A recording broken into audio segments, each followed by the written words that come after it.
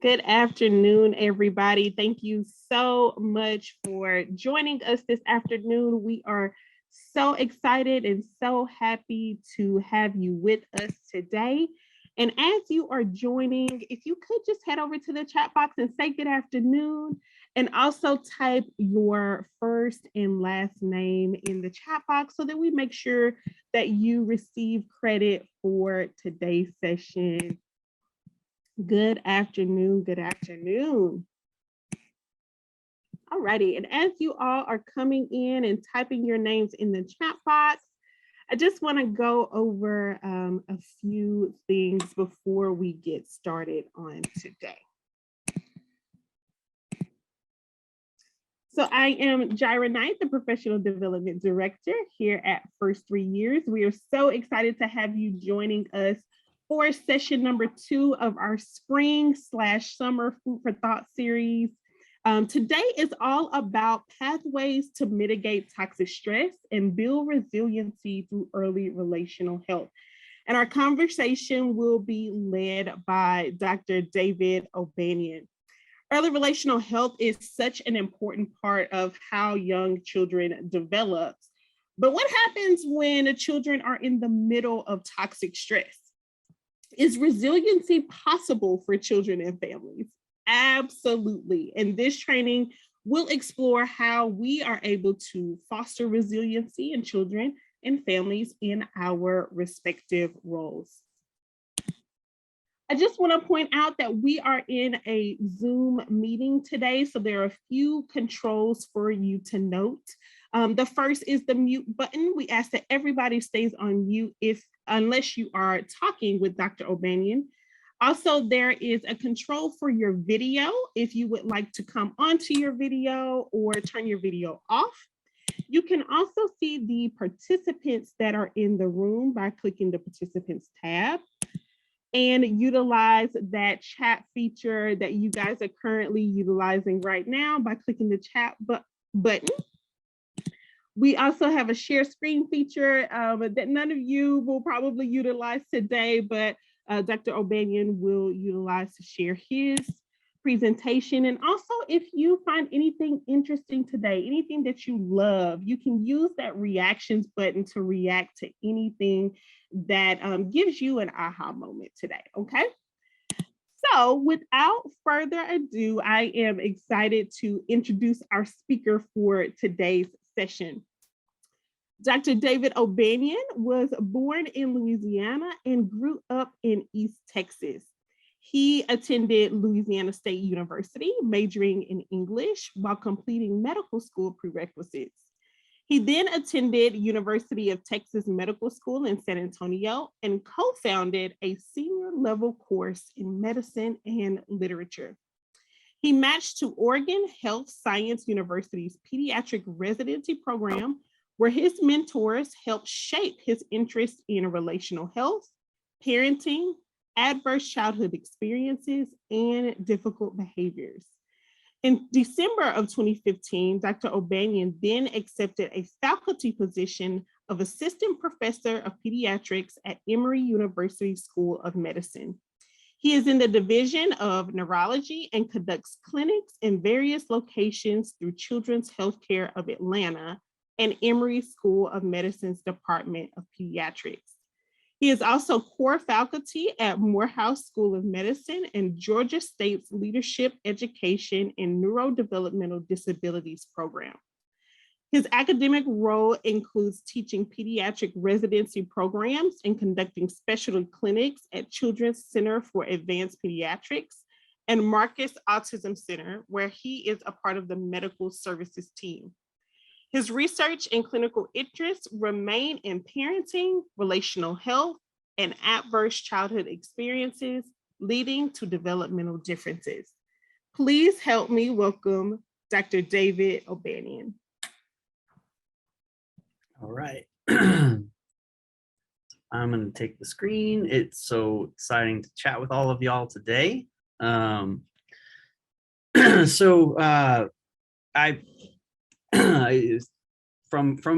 my bio, it's funny, like all the different connections that we have in early relational health. But for those of you that attended the last food for thought from First 3 Years Texas in Houston. One of my national mentors was an attending of mine in my residency program. So Dr. David Willis was the first developmental pediatrician that I ever met. And it was really, he and I were on a straight in residency. You get to do these rotations where you get to be out of the hospital.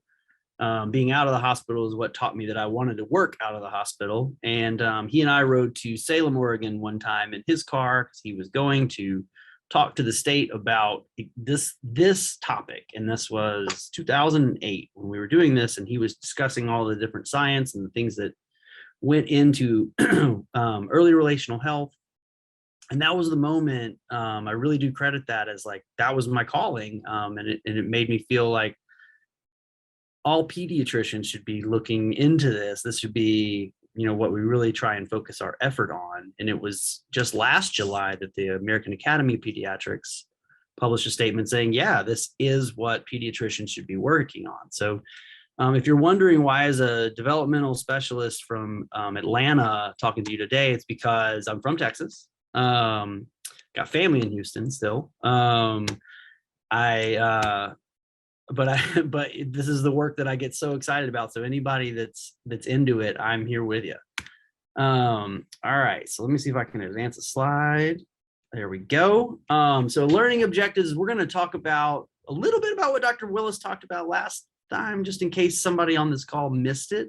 I don't want to skip over any of the basic science topics that are exciting, but also they inform this work. So if we're doing it, we should be doing it with a purpose, but evidence basis is part of the reason that we can get things paid for, that we can get advocacy done, is we can say, no, that there is something to support this. I want to imagine everyone's role in a family's early relational health journey, discovers the subtle methods for just kind of bumping a family along in improving their relational health with their children in a positive direction, and then consider how to incorporate early relational health, the strengths-based approach, into your practice now. I really do mean this. I would love to be interrupted. I can talk about this all day. I actually am talking about this all day today, starting with 8 in the morning. I was teaching residents here about this topic, and then I moved on to Department of Early Child Care and Learning, and this is my favorite thing to talk about. So if something comes up, either makes sense, doesn't make sense, I really do. I'm very happy to stop and try and think about it with you some more. In the structure for today that I'm proposing, we've got about 90 minutes, I guess 80 now. So I'm going to do a bit of basics, and then I don't want to talk anymore, or I don't want to lecture anymore, I suppose. And we're going to break out maybe up to 3 times. So we're going to think about promoting positive childhood experiences. We're going to return, share, but we may not have enough folks for a breakout. We can probably just do it right here in this room. We shall see. And then the next one will be increasing early relational health opportunities in the common moments in life. Sorry, my clicking thing. So am I sharing the correct slide, by the way? We're looking at this one up here. Beg pardon. All right, so one thing that I want to discuss, we're seeing just the slide, right? Yes. All right, so I'm not here to add anything to anyone's plate. And I'm used to saying this because when you try and teach this to pediatricians, everybody goes bananas about like, are you trying to like make us do one more thing or one more screener?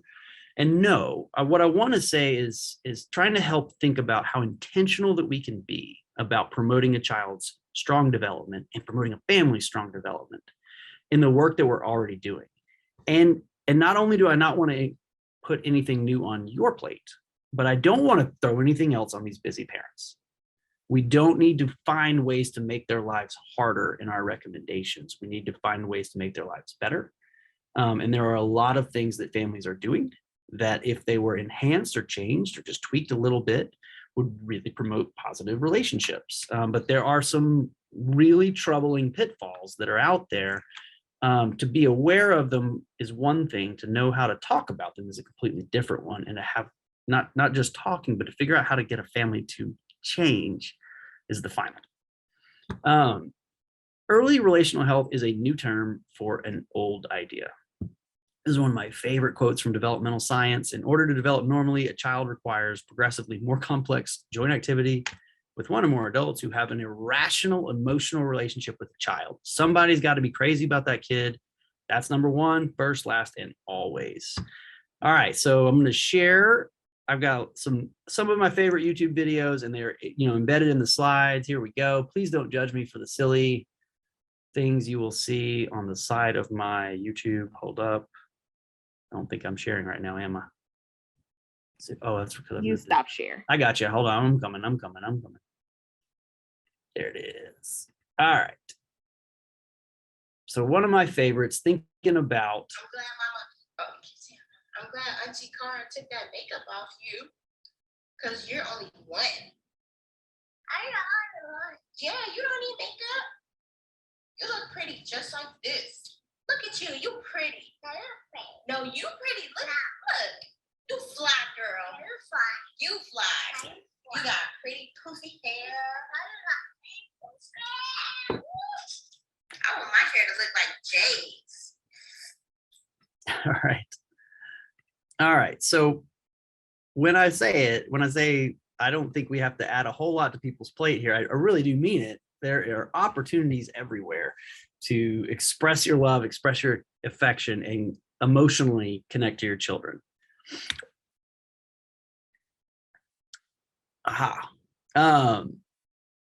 So early relational health, being this new term, one of the reasons is that, do we need a new term? I'm not really sure, but to try and really embed this in a lot of different practices meant we had to think about what it really was that we were doing. Was this really attachment? Was this really bonding? Was this really parenting? Was this toxic stress? Was this trauma? What was the work? And really it comes down to we all know that early relationships are foundational. They are healing, they're incredible. But those first relationships that a child makes is everything in their early development. But we knew that we needed to shift from focusing just on the kid. So just everybody with their laser focus on how is this child doing, and whether or not a term like colic or a term like fussiness or whatever, did that serve the kid and the family very well. So we had to shift to dyadic work. And that's the work that's been going on in home visiting since forever. But what we needed to do was fix some of the other people that were still focusing too much on just one child or maybe just one parent. We have to help everybody understand the connection between the community and the environment, and optimal development exists in every moment that the child is interacting. And then providers had to learn how to support the whole family, so babies and their parents together. So early relational health, this is a term that really matters to try and shape what are we trying to do, what are we trying to push. We're trying to move the relationships forward. There are relational milestones. Dr. Willis covered this last time, but we can see a young baby and the mom with that early mutual attention and engagement, often called the orientation reflex. Fun thing to know, it's not really taught in medical school, but we need to change that. Mutual responsiveness, so that's paying attention to each other. Mutual enjoyment means really seeing that emotional system coming online and having fun together. Then there's initiation of interactions where babies start to control the environment with what they're doing. Imitation is really sometimes the first signs that families understand that their kid is learning and doing something. But we want them to be seeing that throughout. And then there's shared activities, like really looking into what are we doing together. All right, go to YouTube again.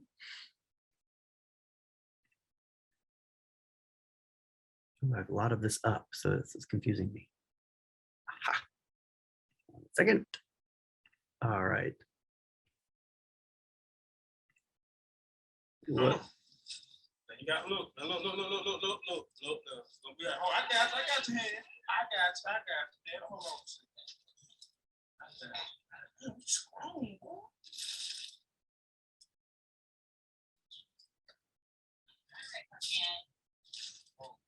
Oh, man, come on, man. I see you, man. Come on, man. Daddy, come on, man. I know, man. Look at that. Y'all look at that. Oh, man. I know she's thinking you got any kind of way, man. Come on, man. I know. Oh, Daddy, no.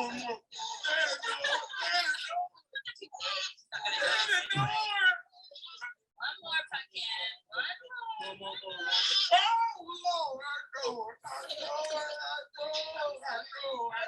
Here's my favorite part. I know. Come on, man. Come on. See that on Come Facebook. on, man. Come on, man. Come on. They did you wrong. They did you wrong, man.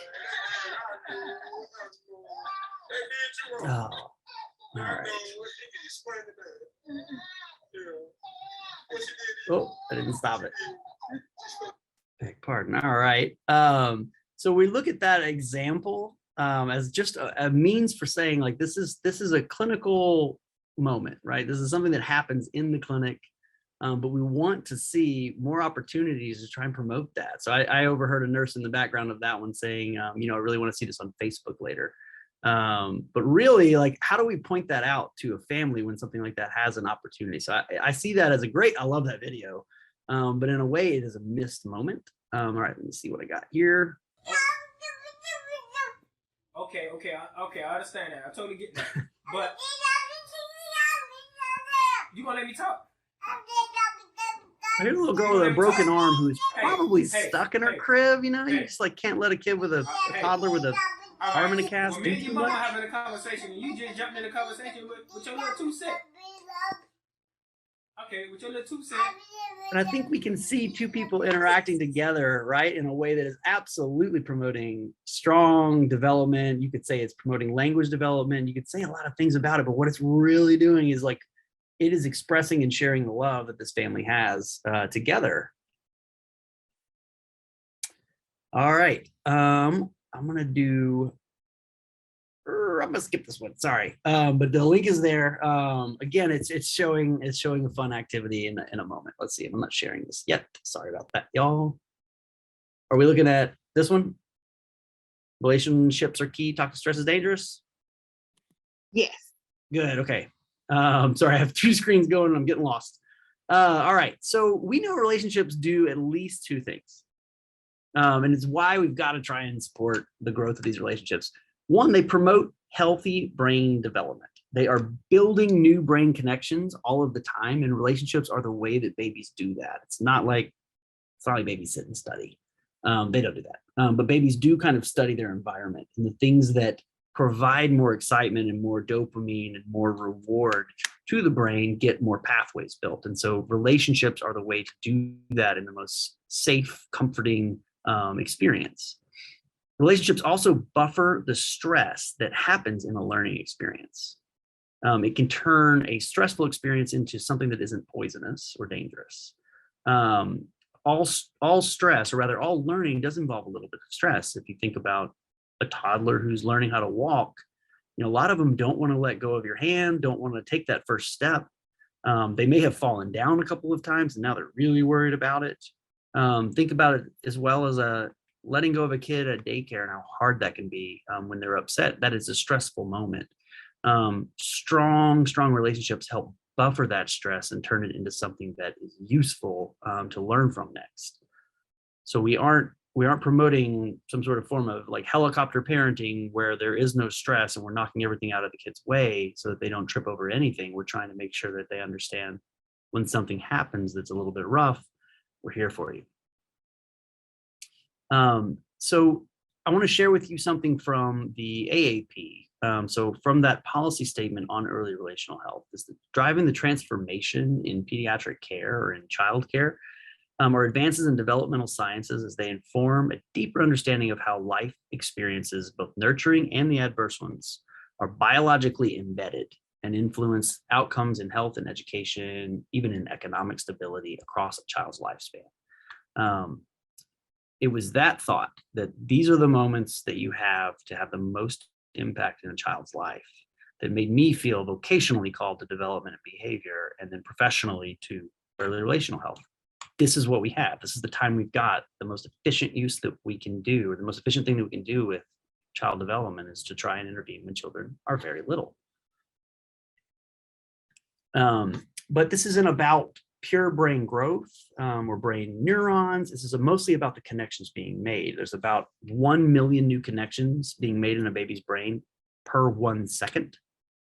And at the same time, as you're seeing improvement in connections, you're also seeing pruning in the connections that are not being used. So that means that those unused connections are being pared away. This is why it really is true. It's hard to teach an old dog new tricks. This is why I can't learn Spanish as hard as I am trying, but my children are picking it up quite well. Is it because they're more plastic? They can figure it out better. So our ability to change in response to the experience decreases with life, or that change requires a lot of effort. And I will tell you, I am trying very hard. The unused brain, what ultimately happens is we become more efficient to experience the same activities that we've already had. So you're growing towards efficiently solving familiar problems or finding ways to think through the new problems based on your old habits. And if you've been playing and learning in the spirit of like a safe and stable, nurturing relationship, you are learning to problem solve in the way that is, part of who you are, your personality, and how you're going to do things. It's also part of what's been modeled for you. So it's more efficient. The brain gets more efficient with time, but it depends, is that a good thing or is that a bad thing? Hopefully it's a good thing, and we're going to have to work towards trying to make it better for everybody. Gradual stress, though, can become toxic if it isn't buffered, and dangerous stress remains toxic if it's not buffered. So as an example, if you've been playing in a safe, stable, nurturing relationship, you are learning wonderful new social experiences. You're learning how to interact with people in a positive way, and you are responding in an appropriate way to your cultural context when something happens.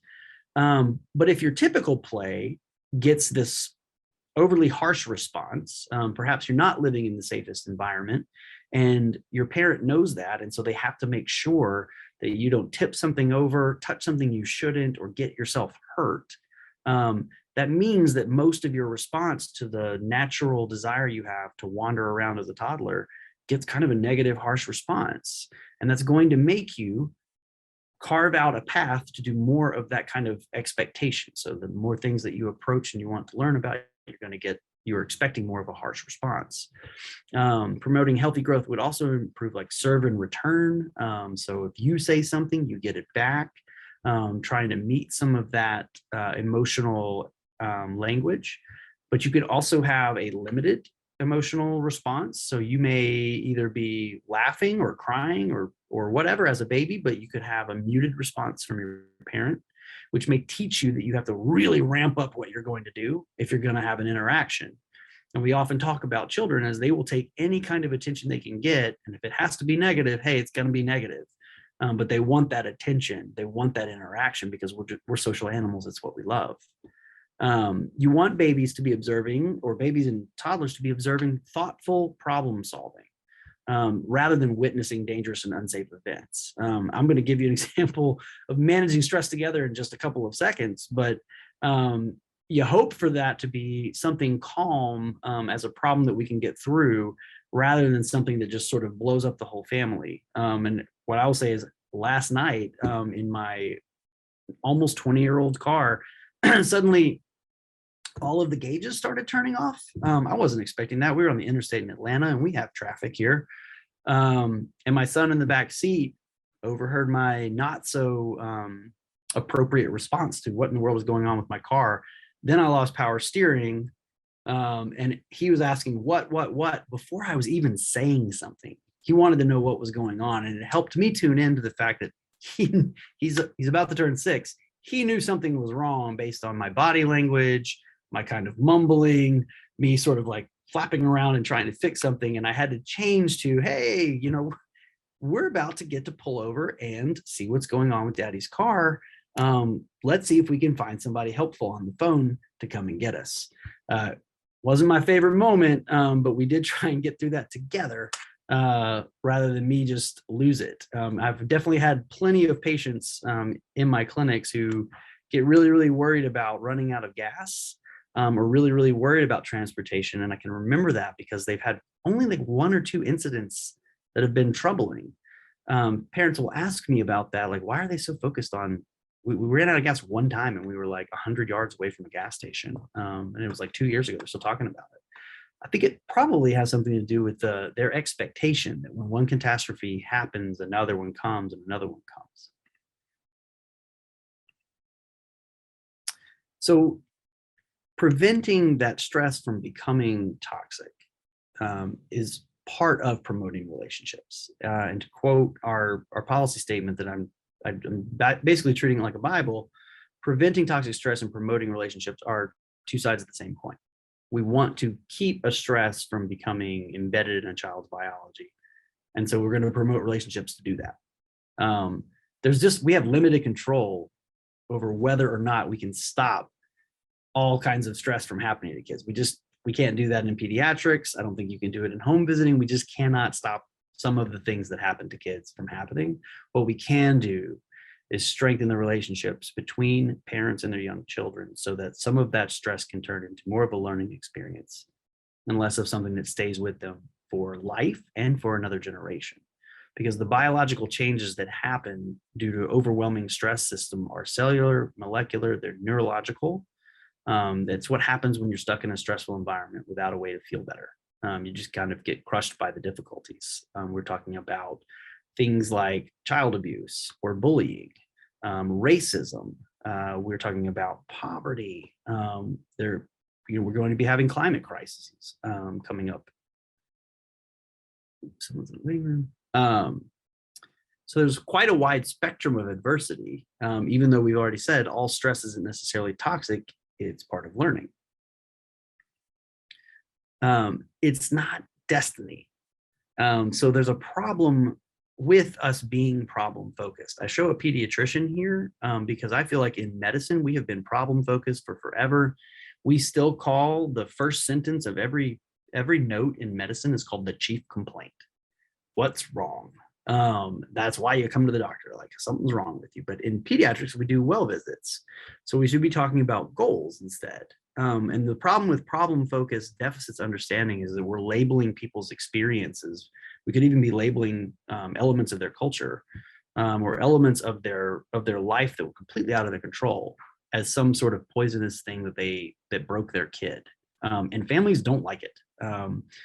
So we could be contributing to the problem if we are being problem focused and just focusing on the things that happened. We diagnose and we fix. That's kind of our thing in medicine. And it's part of the challenge that I have with thinking through the ACEs is that it's very much looking backwards. So if y'all could click with a reaction or something, who has done that ACEs screener? Say something in the chat.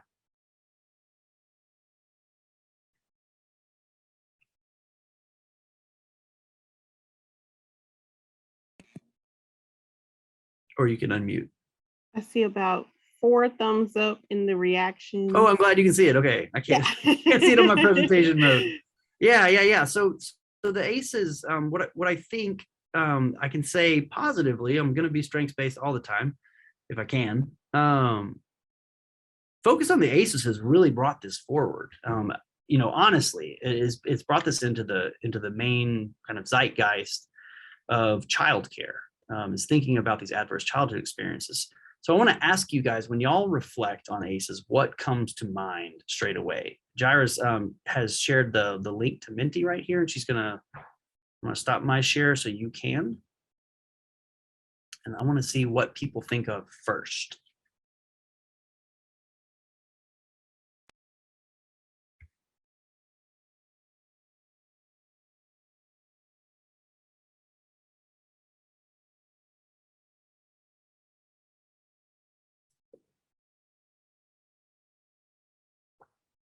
Trauma, abuse, and neglect.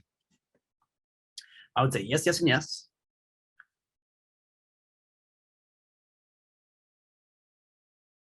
Experiences, lifelong, yes.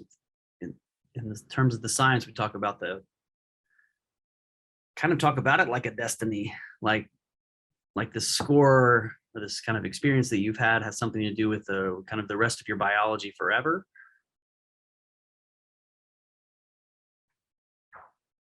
Give just a couple seconds if anybody else is figuring out how this thing works.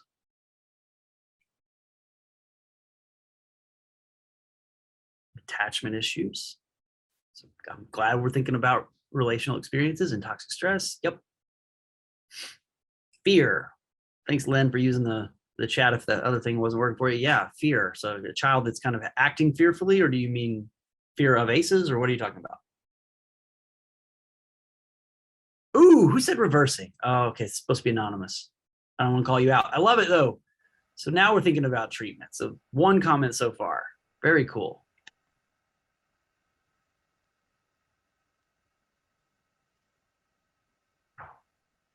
All right, Jair, if I could take it back.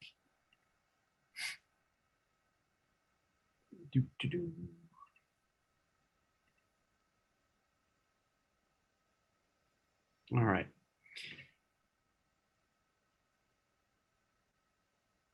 So I think I noted all but one comment, kind of thinking about what is an ACE. And I think it's one of the issues that we think about ACEs. It's like it's this past that's haunting you. It's this thing that may have happened when you were young. I do think it's important to acknowledge past trauma. But to me, it feels like when we are talking about it, or we're looking into the back, we're kind of connecting it to destiny. It's difficult to get away from that attitude or get away from that feeling. And look, like, I have to call myself out. I have to be guilty of this too. I just spent I don't know, what was that, like 5-10 minutes talking about ACEs when we're supposed to be talking about preventing ACEs. So we're talking about the future here and where we need to go next. So I want to get into positive childhood experiences, as these are incredibly important. So high quality serve and return relational interactions mitigate the effects of toxic stress. What we're looking at right now, this is from Bethel, and this was published in JAMA Pediatrics in 2019. We're looking here at ACE scores. So this dark line at the top are children who have experienced quite a lot of adversity, somewhere between 4 to 8 of those Kaiser Permanente ACE scores. The middle is middle, 2 to 3. 1 ACE is this lower one, and no ACEs is here, okay? And then we're looking at depression or poor mental health percentages. What is very important about this is this lovely looking trajectory of downward prediction.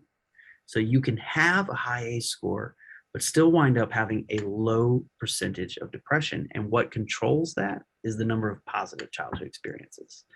When you look at positive childhood experiences, you get quite a lot of responses. We can think through quite a bunch of them anyway, but things like being able to talk with my family about my feelings, or when looking back, I felt that my family stood by me during the difficult times.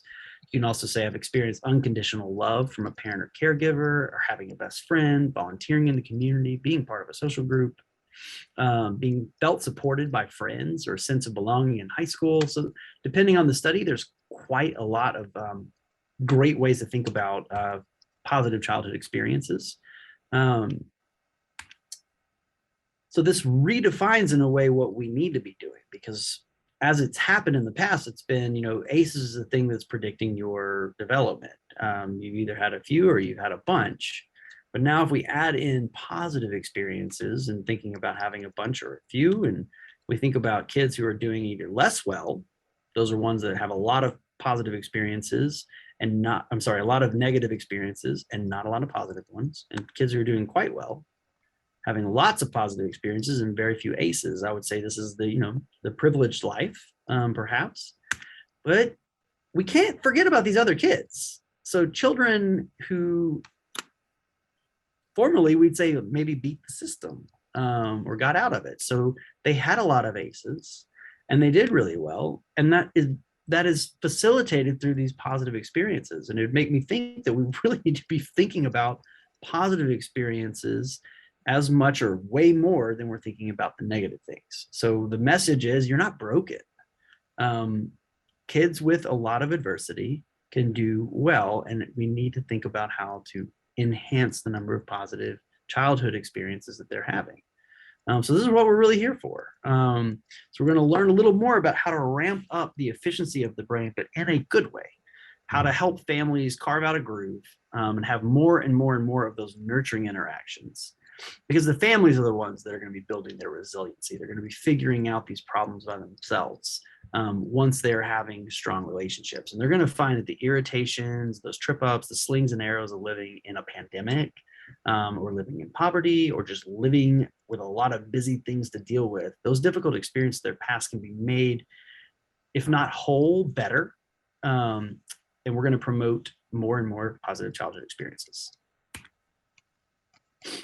All right. So again, I'm going back to this promise that we're not adding things to the plate or bringing your clients or your parents' plates or trying to grow it or trying to pile things on. So I want to think now about promoting relational health from the very, very beginning. And I want to know what you're doing in your work right now that feels like you're promoting relational health.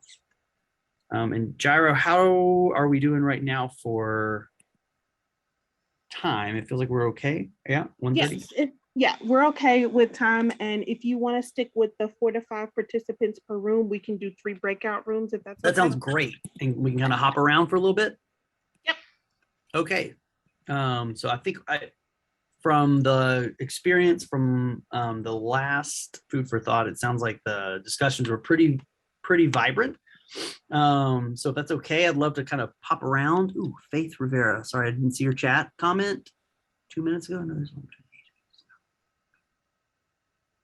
Ooh, I love the question. I don't think I have an answer, and I'm going to have to get back. So she asked whether the age of ACEs that has been shown to have some predictive value is the age of the positive experience. I'm going to infer without knowing that I'm right about this, but let me make an attempted inference. So that would be the positive childhood experience, I would infer needs to be at an equally pretty young age, because what we're talking about for positive childhood experience might be things like routine good family outings, and it can be routine interactions with your family. But a positive childhood experience that's been known to matter would be having a good coach, feeling like you belong to a good social club when you're a little bit older. So there are opportunities for later, but the way we think about kind of the tiered system of prevention versus treatment would be really trying to undo a high level of ACEs. We're thinking kind of about therapy when you're talking about an older child. So a little bit less about prevention, unfortunately, and a lot more about the treatment. All right, ready for breakouts? Alrighty. Yes. Would 5 minutes be okay? Or you want to go a little bit longer? I think we could go longer. I think we could go 10, okay. And then we can come back and discuss. Let's see. Sounds good. I'm going to go ahead and open all of the rooms now. Okay. Sorry, one mistake that I think I made is not really just assigning anybody a recorder. Was anybody going to have to report back on this? So I will go first and kind of describe what we said in our breakout room, and then maybe if anybody else feels vulnerable enough to try from theirs, we'll see. In our room, we talked about whether the balance that we're trying to strike between focusing on the positive, but also acknowledging the past and acknowledging some of the negative experiences. With some, there are times where, in my experience, touching on the negative stuff has really like set a family off. And we've experienced, seen like, okay, this was, we weren't ready for this necessarily in all aspects. And I was sharing that we have this really cool, I thought very consciously designed pictograph in our primary care clinic in downtown Atlanta, of a hot air balloon that has negative experiences pulling it down, but also positive experiences lifting it up. And the most trying conversations have come out of that because of the way that families have felt called out for something negative. And it may actually be specific to that culture. Cynthia was talking about, how does this work with different cultures? And we're learning it. This is new. We haven't figured this stuff out yet. So we get to I find like it's a privilege to try and make some mistakes when we're interacting with real people, but then it's one of the purposes of this kind of discussion is so we can share how would your culture or how would the clients that you work with respond to this, because we need to learn from each other so we can have a little bit less of the stepping on rakes that I think we do when we just jump right in. And in my experience, the most challenging moments have been when we jumped right in talking about ACEs without any ability to do it sensitively, or they just kind of fill out a screen. Actually, this is height of all ironies. I'm taking notes on our family. It's called the Family Resource Survey, and it is 2 pages worth of how bad is your life. There's not anything in here about a church or community connection or a group that you might belong to, or if you maintain the same housing for a year, like way to go, or you've made all of your appointments. It's not on here. This is a 2-page negativity thing that gets done, and it's tough. Rick brought up a really important point about vulnerability, and how people don't really line up to be the first to say like, okay, I can share something really difficult. And so he was talking about the heart energy, or connecting to your heart, connecting to like, the way that you feel. And, in my response, I was thinking about if this is all about efficiency and maintaining the behavior that has been modeled for you, I see a risk in the kind of culturally accepted, like promoting or projecting strength in literally every scenario, just pretending like it doesn't matter or like it doesn't hurt you, because it's going to promote less emotionally intelligent children who are going to experience stress, but they think that the only acceptable response is nothing, just stone face, I don't care. That probably will lead to not caring, or less emotional, less empathy. We're going to get to a tip sheet and talking about some intervention opportunities that are like in the incidental moments. But one of my favorites to talk about, so we are going to talk about it, is sharing something that was scary, that may have happened to the kid. It's usually pretty easy. It's like a time that the child spit up and you thought they were going to die. Something like that you can kind of, that you got past, but it's a little bit maddening when folks think that that's going to like trigger some kind of traumatic response immediately. But what I like to say is this, like, it's okay to cry in front of your kids. How are they supposed to learn empathy? How are they supposed to learn that skill if we don't demonstrate the skill and talk about, the feelings that we have and the full range and kind of beauty of that emotion, of the emotional ranges? Okay, can we hear from another group?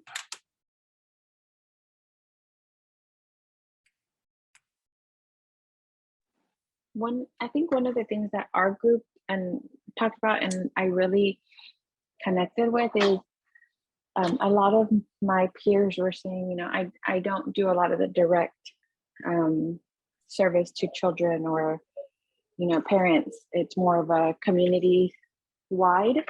And then we kind of connected the dots is we have to, when we're talking about like relationships, it's not just the one-on-one, and that's what Serena mentioned. It's not just the one-on-one, it's really the interconnectivity of what you are doing with this birth parent and the relationship you're forming is going to help, and how it's going to impact the child in the future as well. So even though you're not working directly with a child, what you are teaching, advocating, training about is going to impact that child in the long run, because of the connectivity of all the relationships that are occurring from the community down to that child. I love that. And if we think about, I'm going to just do it with my hands, but if we think about the pyramid approach to universal prevention, we are talking about community engagement, like community activities, more than we're talking about the pinnacle, like I shouldn't say pinnacle, I should say the tip, the tiniest amount, the lowest percentage. We know that all the kids that would benefit from home visiting don't get home visiting. We don't have that workforce anywhere that I know of in the country. So how do we do more for more kids? We do it in exactly what you were describing.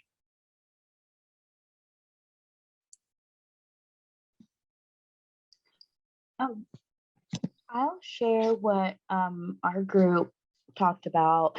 I guess like just the tail end is we also talked about supporting the parents so they can support caregivers so they can support the children, but also that includes particularly like in the child welfare system, how we need to make sure that we are expanding that knowledge about ACEs and trauma informed to better support caregivers, and how that's also a need, a big need in the So, community. all right, before you unmute or before you mute again. Yes. Okay, that has always been fascinating to me. I'm curious about the experiences that y'all have had, or maybe where you talked about this, because when you're talking about two parents about adversity that their child experienced in that child abuse scenario, there has to be a huge level of guilt that it's implicit, it's there, like it's either a failure to protect, or it was a neglect, or it could have been a direct, action, or non-accidental trauma. But how would you think about, or what's the approach then? Yeah, I think it's important to vocalize that. Vocalize, I'm not here to judge. We want to heal this experience. And so we want to heal the child's experience, but that also means healing your own experience and where that came from that led to this particular situation. So there's a lot of aspects to it, but I do think that vocalizing, we're not here to judge you. We're not here to say, this is what you did. We're going to move forward, and because we can't move back.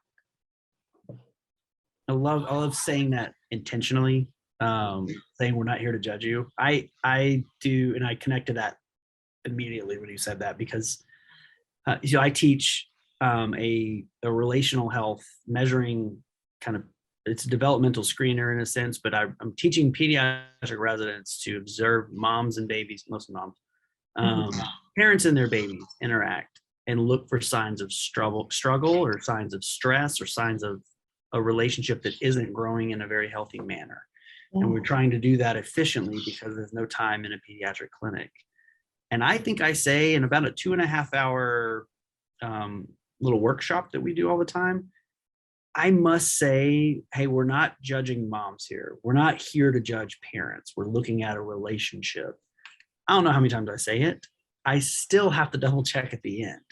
Yeah. And I will catch people saying like, well, I can see the baby's trying, but there's just not much getting out. Mom's just not doing anything. Or they might they'll describe affect that they observe in a video, and they're only talking about parents when they do that. And it's so tough to say, like, the focus is the relationship right now is the patient.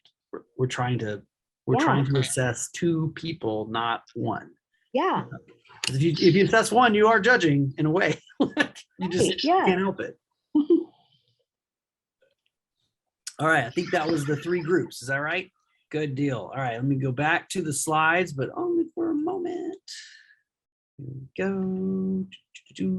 Okay, so that was a discussion about what work we're doing right now. Okay, now I want to think about what would be the intervention, and I think it is fine to stay within the context of how you work, but keeping things simple and thinking about common moments where we can push more positive relationships. So what I want to try and do is for each person in the group to think about a household activity. Featured here is cooking in the cleanest kitchen that has never existed. Y'all are making pancakes. That means there's stuff on the counter. I don't see the griddle that is destroyed somewhere. Who uses that much milk? And where are the broken eggs? I don't know. This is obviously fiction. But for everybody in the group to try and pick a common household activity and think through in that activity, and I want every member to pick a different one if we can. 3 things: the barriers to good connection during that activity, opportunities where we could intervene, and you can think view from 10,000 feet if you want. If you are mostly in policy, think about a policy. And how would you try and discuss that either with other stakeholders, or I was thinking more kind of one-on-one with a family, but we're going to have some variability in what each of us do. And then at the end of, Jaira, can we give this like, can we be allowed 15 minutes? We can absolutely do that.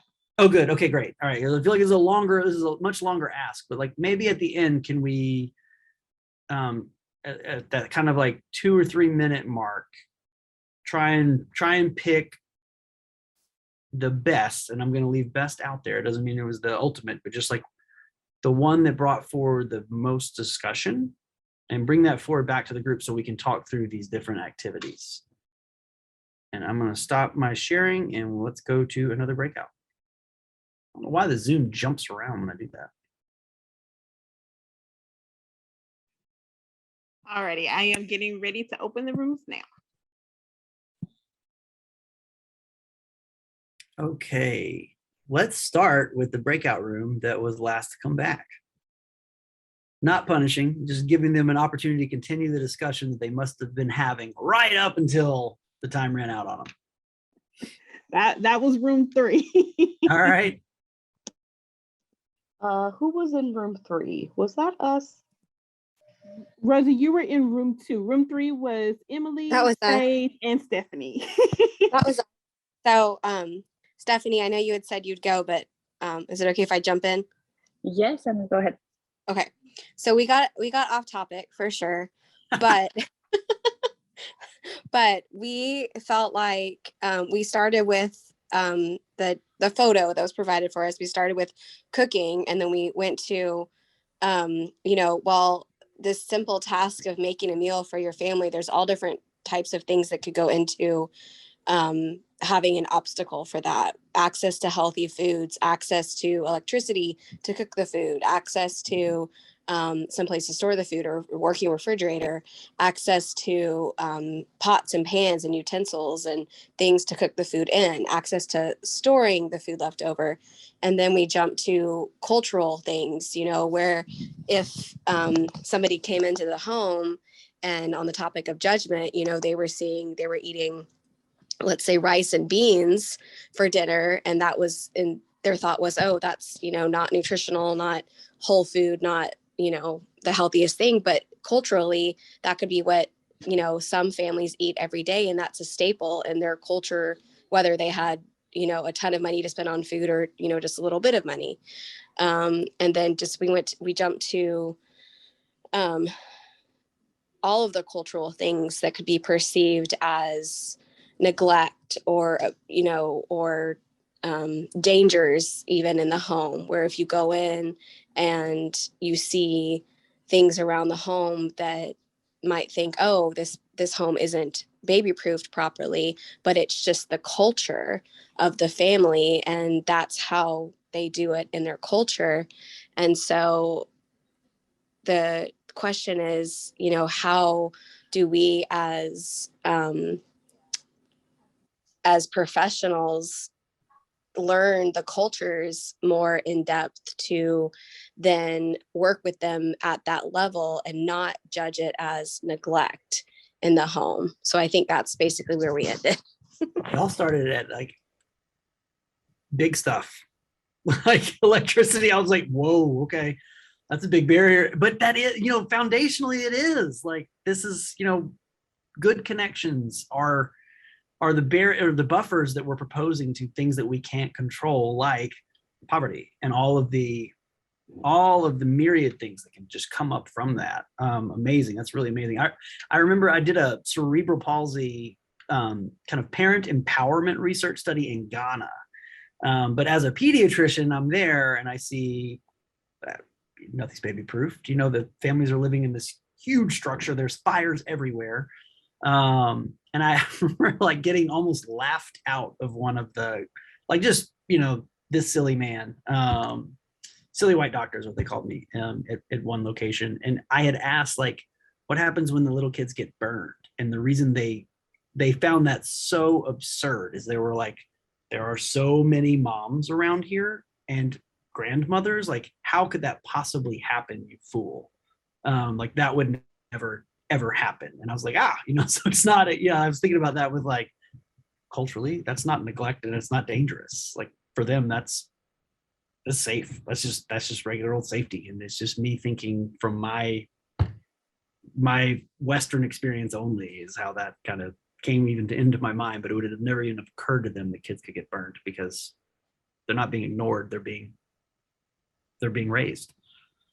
Okay. Can we go to the other group, the second group, and then we'll go last. Yes. So we had quite a few. The very last one we talked about, and this is the one we decided to bring, was diaper changing. Yes. Yes. Yeah, it's a good one. We often just see it as it's a night. We just got to do this thing. It's just. Oh, I'm sorry. What? Nope. I'm responding to Jaira. Oh my God. Okay, I'm so sorry. Okay, so I'll go super fast. It's just a thing, but we can turn it into an experience.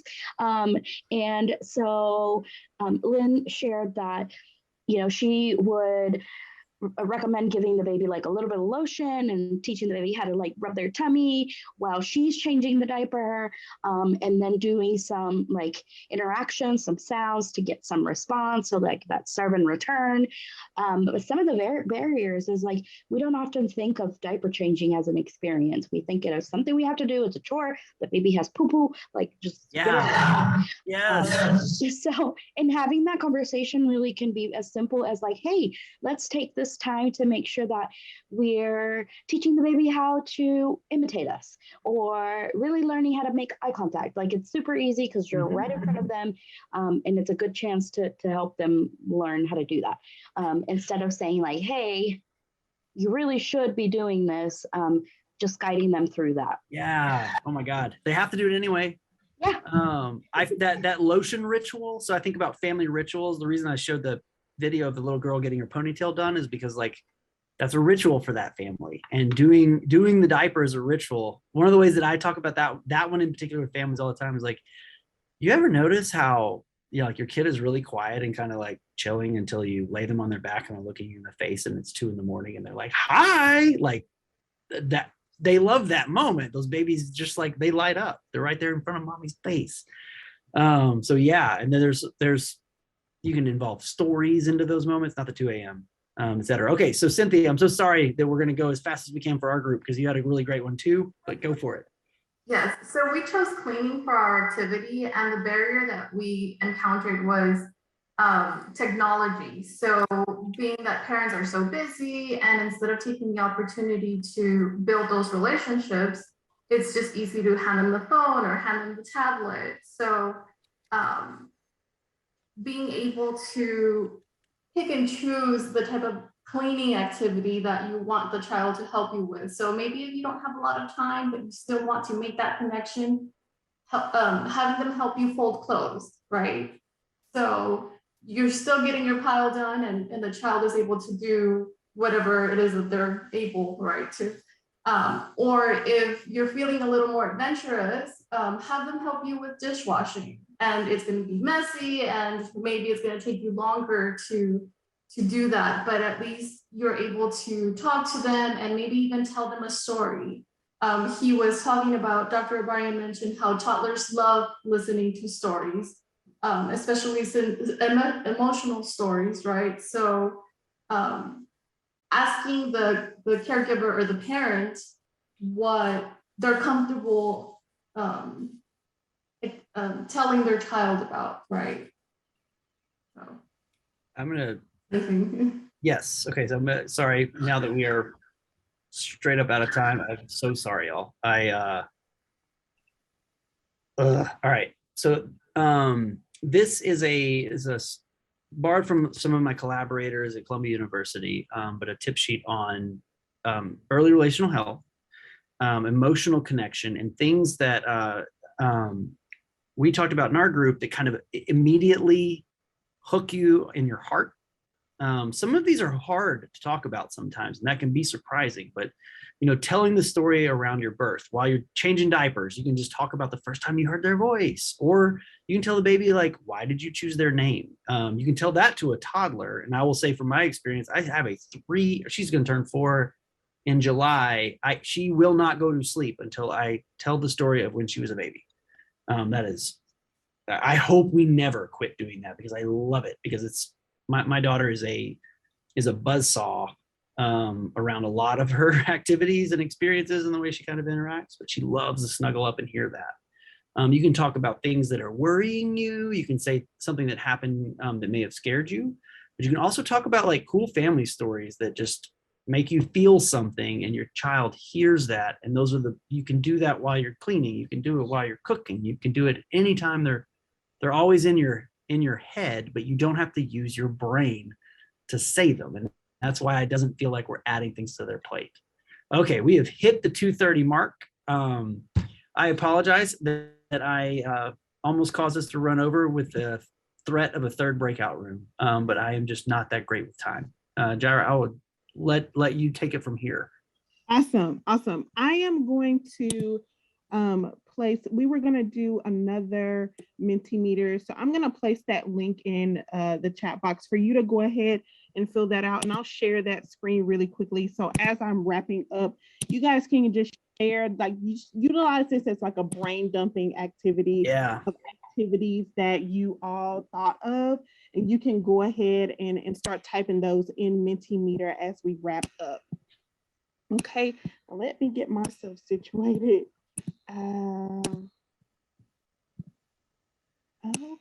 Okay. Rick, thank you so much. And thank you for joining us. I see you're coming in the chat box. Again, I just want to say a huge thank you to Dr. Obanion for such a thought-provoking and very interactive conversation and session today. I think we have all really valued learning from you as an early relational health leader. And we appreciate you so much. I thank everybody. Thank you all for being open. I mean, this is a hard topic to talk about, I think, and you got to be vulnerable to say something. And this was fun. Bath time. Car rides. Yes. Car rides. Yes. Yes. So much. Yes. Otherwise, you just sit there quietly listen to the radio. And then also to our attendees, thank you so much for your engagement in today's session. We hope that you have found this time together to be inspiring and fruitful to your role with children and families. And for your CEUs, by the end of the day today, you will receive an email with a survey link. And your feedback is so important to us. So please fill out that survey. Once you fill out the survey, you will then be directed to download your CEU, and remember to save and print those for your record. If you haven't done so far, please just type your first and last name in the chat box, just so we make sure you receive credit for attending the session today.